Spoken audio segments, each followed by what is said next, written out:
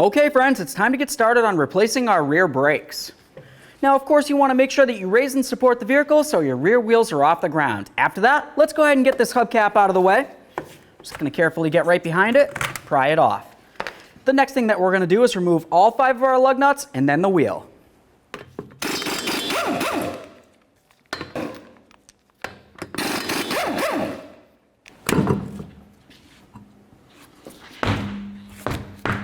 Now that the wheel's off of here, we have a nice clear view of our rear brakes. The next thing that I want to do is push back the caliper piston, which is located right in here.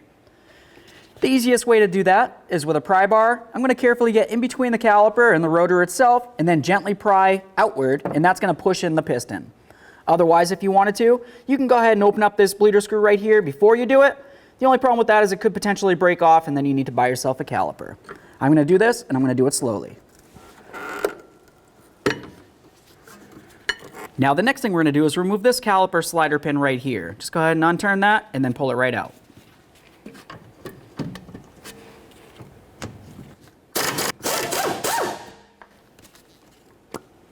Now with that out of there, we can tip this up and then slide it away. Just pay attention to your caliper boot up here. Commonly it's going to get stuck onto the actual bracket itself and you definitely don't want to tear it. There we are. We'll set this aside so it's putting no pressure on the flex hose. Now let's go ahead and remove our brake pads. We'll set those aside.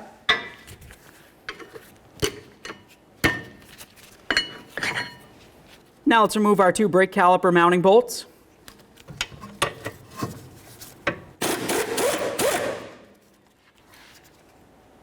Just going to leave that in a couple threads while I remove the other one.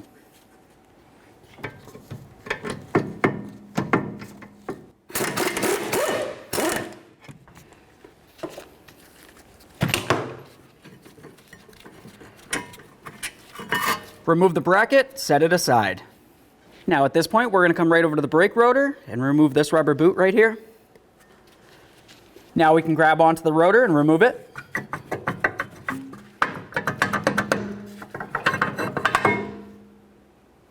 Now if for some reason your brake rotor didn't want to come off, more than likely it's because your emergency brake shoes on the inside right here are holding it up.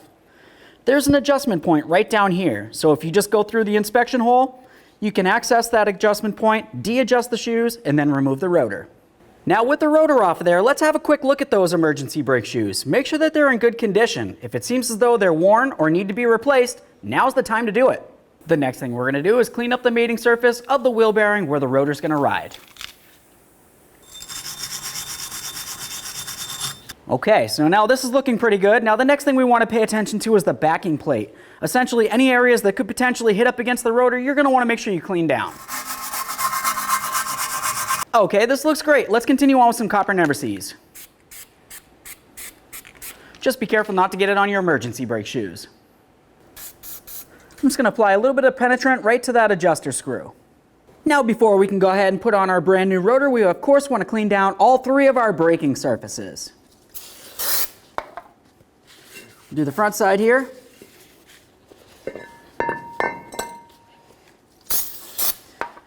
The back side.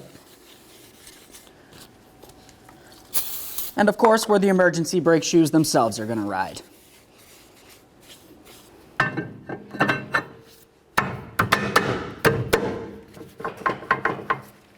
Take one of your lug nuts, start it onto the rotor so it can't move around on you. Okay, now it's going to be time to clean up our caliper bracket. Now looking at the bracket, you're going to see that it's missing one of the boots. That's because it's over at the vehicle, and that's something that we'll clean down in a little bit. But to get to the point here, let's go ahead and take off these bracket tins right here. We'll set that aside for recycling. There we are. Now we can grab onto this boot. I'm going to carefully remove it from the bracket here. Once it's off, just give it a little squeeze and wiggle it around. You want to make sure it's not worn, torn, or hard in any way. Assuming it looks good, we'll go ahead and set it aside. Now that that's off of there, let's continue on by cleaning up the areas where those tins used to ride. So essentially all along this edge, right along here, and all up along this ridge as well. We'll do the same on all 4 corners.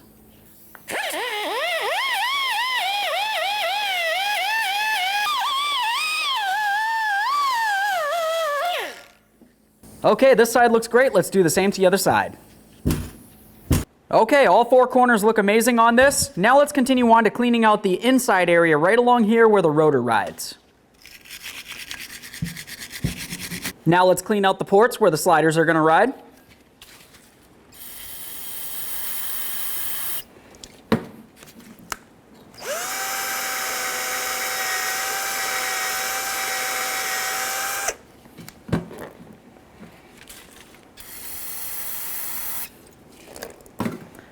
Do the same to the other one. Now while those ports dry, let's pay attention to this area right along here where you can feel a ridge. That's going to be the area where the boot needs to sit onto, so it needs to be very clean. If there's any debris there, there's always the possibility moisture or debris could make its way inside and jam up your slider. Okay, both those look good. Let's set this aside. Now we're going to move along to the caliper slider. You want to make sure you clean down this entire area right here, and then of course up inside this area where the boot's going to ride as well.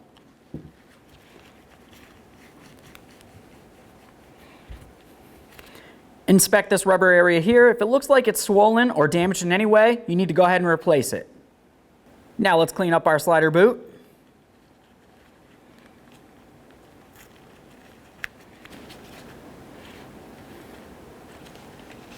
Now back over at the vehicle, let's go ahead and do the same to this one. Inspect it, clean it out. Now let's go ahead and clean up the slider pin as well, making sure that we get all the way up into that groove. Now let's start lubricating the caliper bracket itself. We're going to go along all four corners that we cleaned up where those tins are going to ride. Once we get lubricant on all that, we'll go ahead and put on the tins.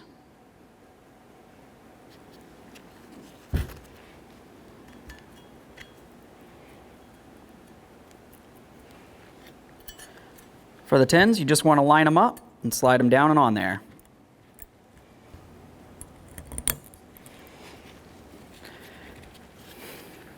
Make sure you press it all the way in so it's completely secured. Now let's take some caliper grease. I'm going to go right inside this port right here, and then right along this lip that we cleaned off. We'll do the same to both. Now we can start putting on our caliper slider boots.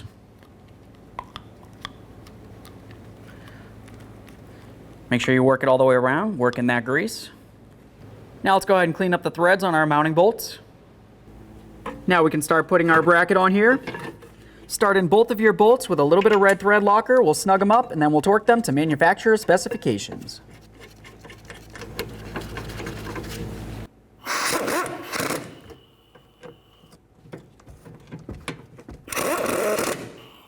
Let's torque these to 62 foot-pounds.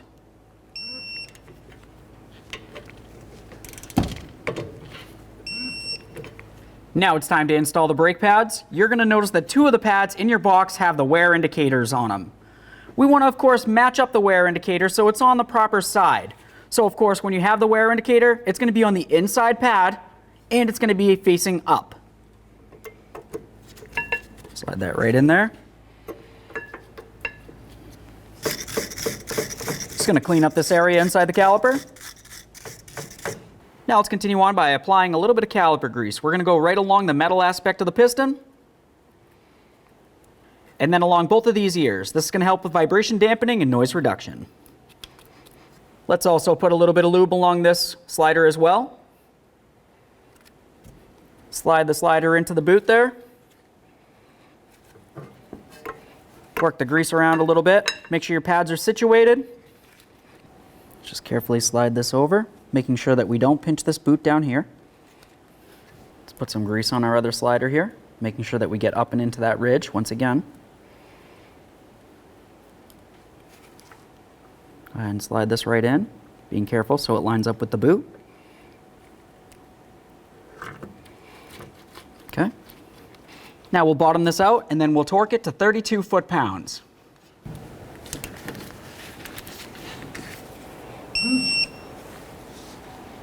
Now the next thing we're going to want to do is adjust the emergency brake shoes that are located on the back side of the rotor here. To do that, you're going to come right through the port right here with a flashlight and, if you want to, a screwdriver. And we're just going to go ahead and move that adjustment in there until it just barely starts touching up against the rotor, and then we'll back it off just a tiny bit. Okay, so right there, it's holding the rotor for me. So I'm just gonna go ahead and back this off so it's got no pressure. Perfect. Make sure you put in your rubber protective boot. Remove that lug nut and clean up your mess.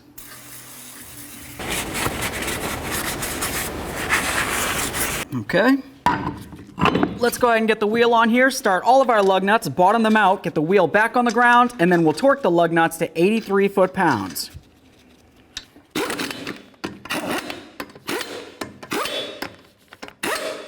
With the wheel safely touching the ground, let's go ahead and torque our lug nuts to 83 foot-pounds in a crisscross manner.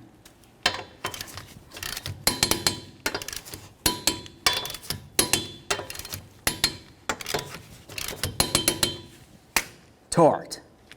Now it's going to be time to get our hubcap on there. Just pay attention to this area right along here. You have a cutout for the valve stem. Make sure you line it up. There we are. We'll get this situated on the rim. Give it a couple loving bonks to set it in. Okay friends, we got the passenger side rear brakes done. What's left to do now? Now you're going to go ahead and do the same exact thing to the driver's side rear brakes. Aside from that, double check your e-brake. Make sure it functions properly. Pump up that brake pedal, get under the hood, make sure your master cylinder is full, and then take it for a road test.